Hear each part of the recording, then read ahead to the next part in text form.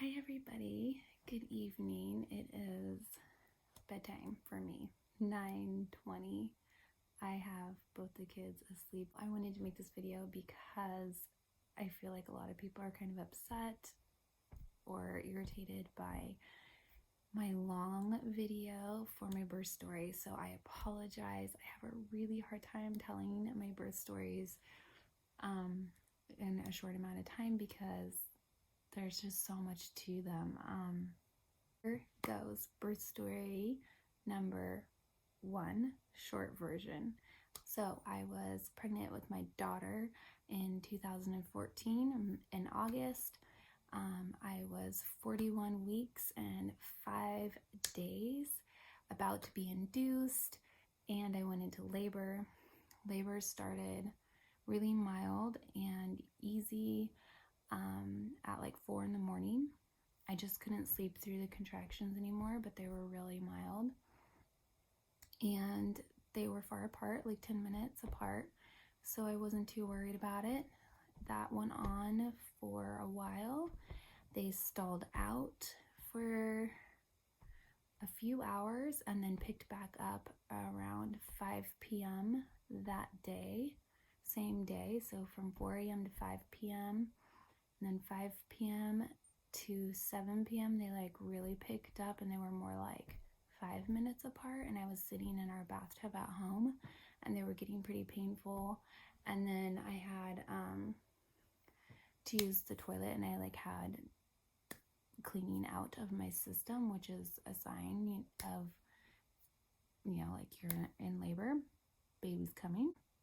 And so we called the hospital and told them that my contractions were 5 minutes apart, a minute long. It had been an hour. It met the 511 criteria. So they had us go ahead and come on in. So my doula, she came and met us right at our house, and we said, we're going to the hospital. And she was kind of like, oh, already? But I met the 511 criteria, so we were headed to the hospital. We were super excited.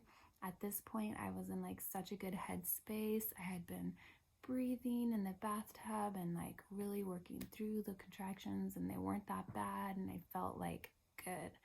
My plan for this was to have a water birth, so we actually traveled pretty far to a hospital, natural, unmedicated birth friendly. They had a birthing center within the hospital, and they offered water births. So that was my game plan. So we headed there, and in the car ride there, my contractions were so painful. Like, they were so bad and so close together. I started to cry, and this is when my husband started to freak out. He later told me that internally he was freaking out. He didn't seem like it at all to me, but he said that he thought I was dying, and he was really worried about me because I don't normally cry. Like, that's not I don't cry very much at all. So he was shocked that it was that bad, and I was shocked that it was that bad. And I thought, wow, like I must be pretty like close. Like, I probably thought I was like 7 centimeters. So, because my contractions at that point were like 3 minutes apart and bad, really painful, like really painful. So we got to the hospital, and I was in so much pain when they have you like check in. I think that's one of the like worst parts about getting to the hospital is when you're in labor and you have to fill out the paperwork, and they're like talking to you like you can pay attention to anything, and you're just like in so much pain. So we did that. They checked me in. I'm still like feeling so good, and getting to the hospital and being at the hospital felt so good to me mentally. I was like, I'm here. I felt safe there. I wanted to be there. Like, I was ready to try to birth unmedicated there, and I felt supported, and I was really happy to be there. And then the nurse midwife told me that I was only 2 centimeters dilated. It really deflated me. she told me I had to go home. And she said it was kind of an attitude, or at least what I perceived to be an attitude. She kind of was like, this isn't the place for you. You need to go. I understand what she was saying, but she said, well, it's not, I don't advise you to stay or get checked in this early, because usually that ends up in C-section with, they can only go a certain amount of time before they'll do a C-section. And especially with like a first-time mom, sometimes it can be a really long time. So she I understand that advisement, but like in the moment to hear that, when all I wanted to do was be at this safe place in my mind to birth, and now I'm finding out that not only can I not be there, but I'm like nowhere near what I thought I was, and I'm in excruciating pain. So I was very disappointed, and at that moment I decided I wanted an epidural. And I was even very disappointed in myself for like giving up that fast, but the pain was constant. I didn't have any breaks in between anymore. I had at home, and then once we got in the car, something changed, and it just was constant pain. So like I would have a contraction and it was really bad, and then in between the contractions I was still in pain, like really bad period pain in between the contractions. So later I found out that I actually had back labor. I was in back labor, and that's why it was so painful. We left. We went and got a hotel room because that was closer than driving back home.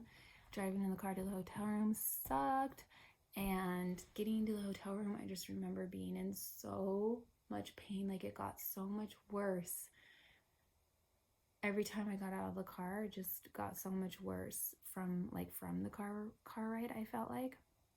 And so I went in the bathtub in the hospital and was like moaning and groaning, and felt really bad because it was late at night and people were trying to sleep in a hotel room, and I was trying not to be loud, but I was in a lot of pain. Finally, my doula was like, let's get you out of the bathtub. Let's see if you can do a different position. But I just wanted to be in the water so bad. The warm water is what sounded like so good to me. But she finally convinced me to get out. And when I got out, it just got worse again. And I said, I want to go back to the hospital. I have to be at least admittable right now. So we went back, and I was 4 centimeters, so barely admittable. And it had been like 5 hours. So that was really frustrating again. And I told them right away, like, I want the epidural. The same midwife was there, and she was like, but your birth plan says, and I was like, I don't care. I want the epidural. And she was like, well, I could give you something else. And I was like, no, I want the epidural. And then she was like, well, you said you wanted the tub. And I said, okay, well, can I try the tub and then change my mind and get the epidural if it doesn't work? And she said, no, you need to make a decision right now, either the epidural or the pool. And I was like, fine, then the epidural. Like, because in my mind, it's just like, I knew the epidural was going to work, or I felt like I knew it was going to work, and I just needed relief. Also, she made me kind of pissed off, so I just was like, done.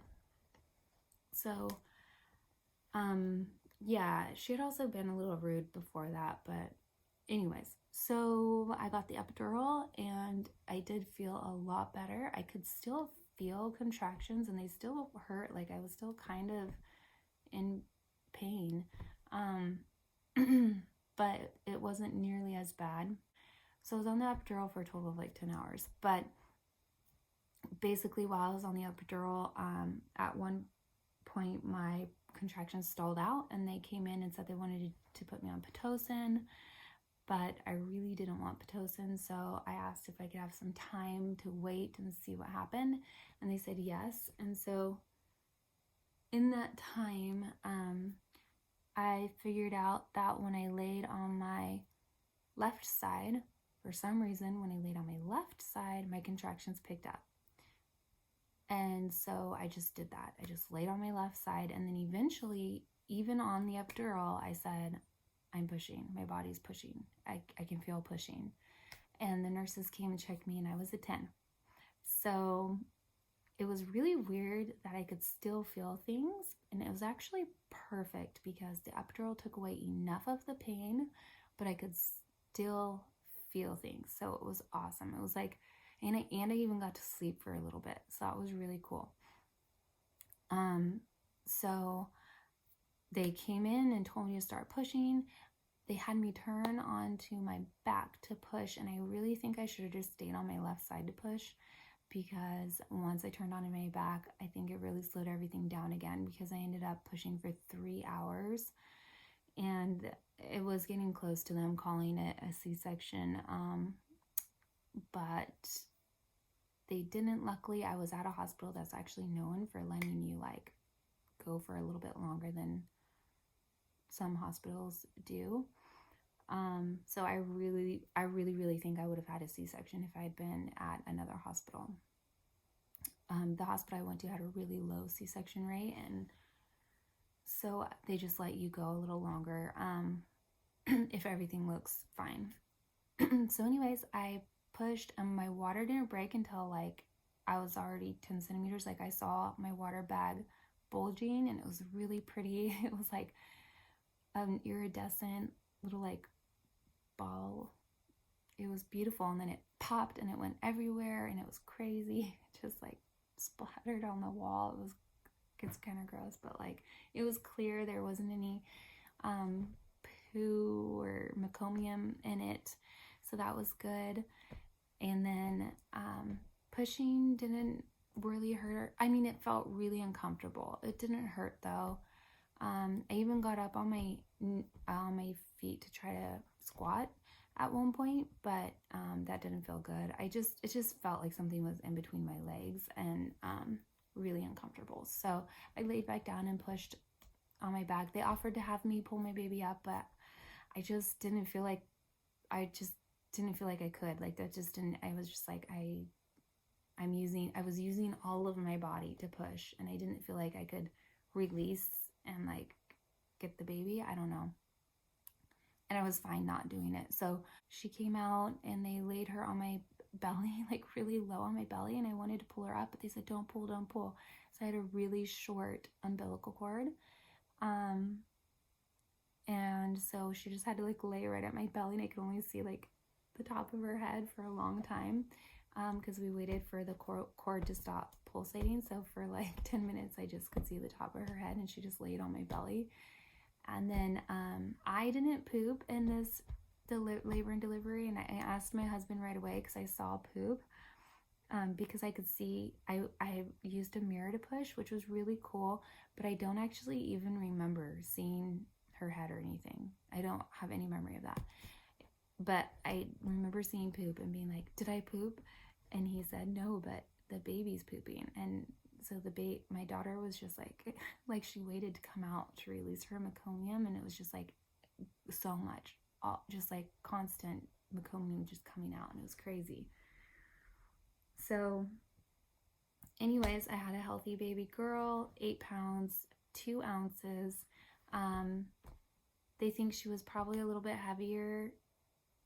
Possibly her 24-hour weight was more accurate, just because I was on the epidural for 10 hours, and that can cause you to like retain fluids. But and the baby too. Okay, so my daughter ended up being born at 1:28 p.m.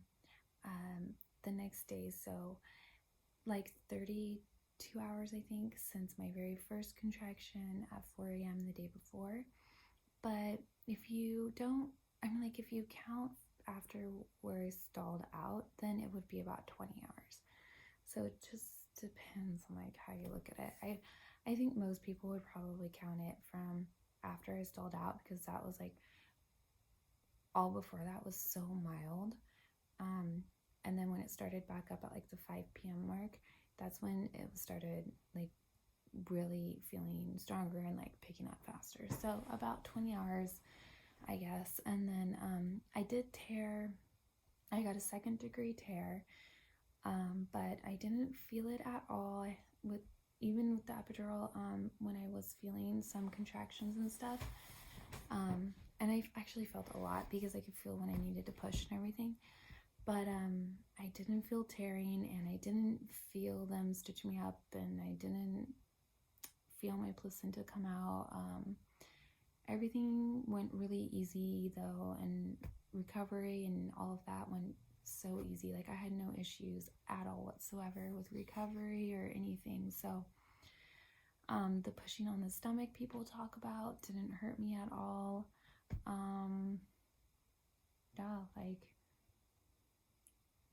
breastfeeding is a whole different story, and otherwise nothing else hurt me. So hopefully that can be like something good to hear, because I know a lot of people talk about how painful like birthing the placenta and then all the after stuff is, but I really had like no pain at all with any of that. So hopefully that happens for you too if you're pregnant.